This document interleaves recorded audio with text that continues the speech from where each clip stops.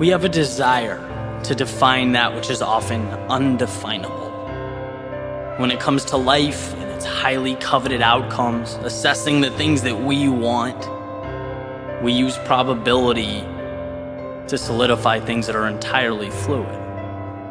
For example, you often hear about the odds of becoming a professional football player, the odds of becoming a CEO, of going to Harvard, making 6 or 7 figures, numbers that often paint a picture of why you can't.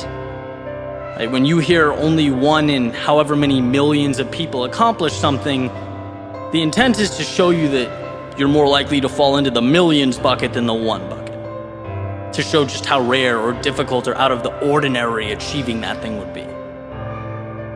Almost like they're being compared to a lottery, a random number generator, luck, a pursuit in which you have zero control. Think of a huge glass jar, right? 1 red marble, 3 million green marbles, and it's like you close your eyes and you better pull out that red one, otherwise you won't become the Oscar-winning actor that you dream of being. And the problem with looking at life that way is that it overshadows the most important element of success: understanding just how much control you have. The 1 in however many hundreds or thousands or millions wasn't born that red marble in a jar full of 3 million green ones. No, he or she just did things differently, lived differently. They didn't relinquish control, they took control, and that's the difference. That's what matters. The lottery is sitting back and hoping your numbers pull. In real life, you create your own probability every day, every minute that goes towards working towards a goal. That means you get closer. Why would you take a snapshot of the present moment in time and use that to define the likelihood that you'll live out your dreams someday down the road? It doesn't tell you anything. It's the steps along the way that make your vision a reality.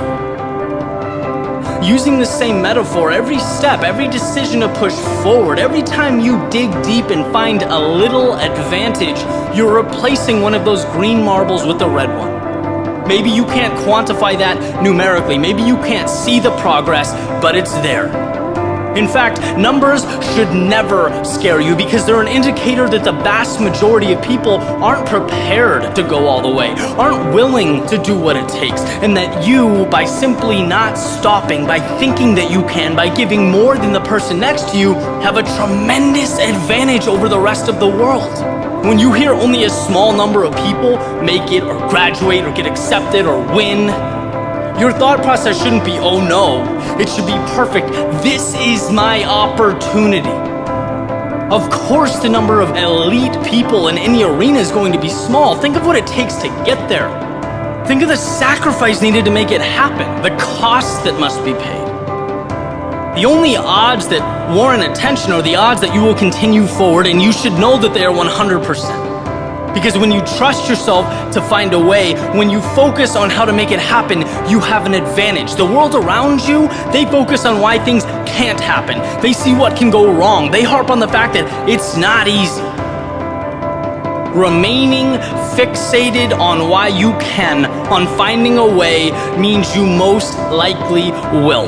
The terms difficult or demanding or even unlikely, they have nothing to do with you crossing that finish line if you are 100% convinced you are going to do just that. Words like difficult, they just imply that there's going to be plenty of opportunities to quit and turn around along the way, a temptation that must and will be ignored. They mean that you will be tested, that you will have to ask yourself potentially numerous times if this means something to you, if it's truly worth it. And if the answer is yes, then the numbers, the probability, the odds, they are not an adversary, they are an ally.